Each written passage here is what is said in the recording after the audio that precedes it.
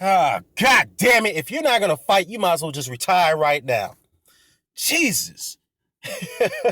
What's going on, y'all? It's me coming at you again with another vid. Now, as I prep up for my debate tomorrow afternoon, um, I ran across this story on Boxing Scene, and it really solidifies my point on how disastrous that the welterweight division is at this point, and it really pissed me off. Okay, it's regards to Amir Khan. All right. Now, supposedly, reportedly, he entered the negotiations with Matchroom Boxing, which is Eddie Hearn's promotional company that represents Kell Brook, right? So Brook's team demanded a 50-50 split. Okay. So obviously of course, Khan's team didn't want to go for that.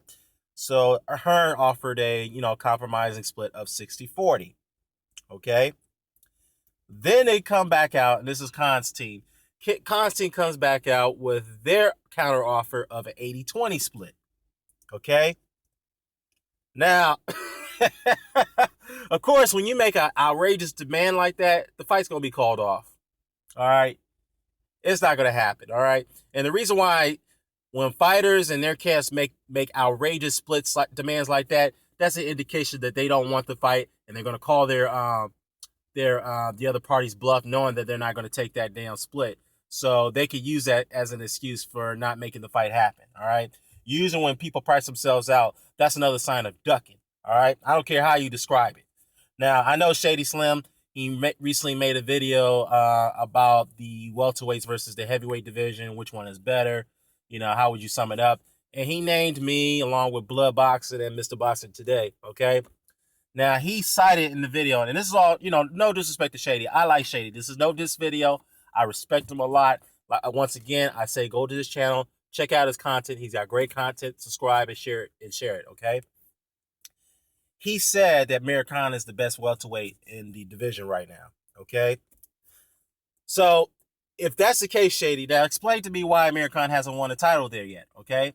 He's only had 4 fights there. His first fight, he almost got knocked out by Julio Diaz. In the second fight, he put on a great performance against Luis Collazo. In the third fight, he put on another great performance against Devin Alexander. And in the fourth fight, he almost got knocked out by Chris Algieri. All right.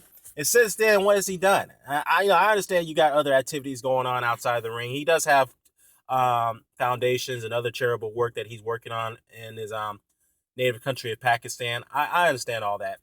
But he does seem to have the time to sit down and talk, give statements here and there with editorials and newspaper editorials and TV news outlets, you name it. I mean, he has time to give interviews, but it seems like that he's not really interested in fighting. I mean, I don't know what's going on with Amir Khan, man. It seems to me that, and I was talking to the Boxing Librarian before he closed his channel, and that's very fortunate that he did that. But I mentioned that Khan doesn't really care about his career at this point. I really see that because he's been pricing himself out after fight after fight after fight. Ever since the Chris Algieri fight, he was offered the Tim Bradley fight in the Eliminator, and he declined that fight. Now, if you want to say it was his management that did it, okay, that happens. But he claimed that he wasn't offered a fight, but the IBF had came out and confirmed that he was offered a fight via his team. So, I don't know, man. Like I said, Amir Khan, if you're not going to fight, just retire already, man. Just retire, because it seems like you haven't made enough money as it is already, and you have other businesses elsewhere, which is great. So,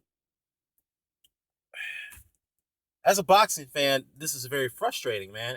And once again, this sums up the the current state of the heavyweight division is, and how abysmal it is. So, anyone else who says otherwise that the welterweight, did I say heavyweight? I meant welterweight division. Yeah. Now, if anyone else said that the welterweight division is a cream of the crop, I don't know, man. Y'all really need to explain to me why the top dogs are not fighting each other. Real talk.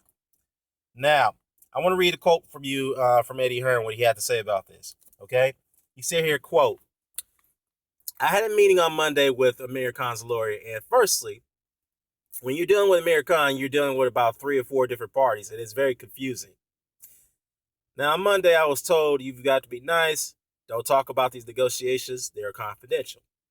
So I was just sitting back at my desk for a half an hour ago, and I saw them with unearthed on Twitter. I saw all of them unearthed on Twitter.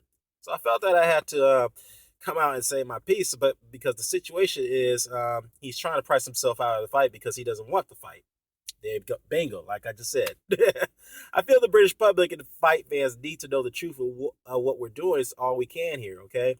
Now, Kell Brook is doing everything he can to make the fight and that the British public wants. All right?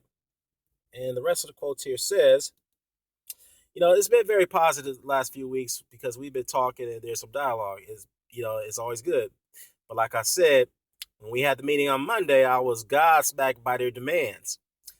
Now, it's effectively bigger than an 80-20 split. Now, we're talking about a voluntary defense of the world title by a world champion Kell Brook to Amir Khan. Which is ridiculous for a world champion to take a low-ass split like that against a voluntary defense. A guy who's not even as mandatory. So Eddie Hearn does have a point there. Now, he went on to say that I appreciate Khan. I appreciate Khan is probably a bigger name than Brook, but Kell Brook is world champion and he needs some kind of purity. But more importantly, he needs respect. That's why we're talking about a 60-40 split. It's a great deal for Amir Khan. Now, about a year and a half ago, I made Khan an offer of $5 million to fight Kell Brook, which would have been his biggest payday. So that's more like $10 million in the U.S. In fact, it's probably more. The fight with Danny Garcia would not even generate $5 million. So there's absolutely no reason for him not to fight Kell Brook unless you don't want the fight. There you go. Now, for all you guys who say that Amir Khan's not ducking Kell Brook, really? Now explain to me why did he decline the Kell Brook fight the first time when he was offered $5 million, as Eddie Hearn pointed out? That would have been his biggest payday of his career. Of course, we understand that he was trying to pursue Floyd Mayweather. When he signed with Al Heyman, he was promised the fight, and then obviously when he didn't get the fight, he was utterly outraged about that, and rightfully so. Because if you go and tell a man something, you got to keep, you got to stay true to your word. You make promises like that. So he didn't get the fight. Now he's waiting for bigger things to happen. The Pacquiao fight didn't happen. Obviously, I don't think that was going to happen anyway because if you think about it, Top Rank and Heyman's group are in the middle of a lawsuit. So Top Rank filed the lawsuit against him, claiming that Heyman is violating the Muhammad Ali Act. Which forbids boxing managers to act as promoters. So it is what it is. Let me know what you think about this. Care to comment, share, subscribe. Sign it off. Peace.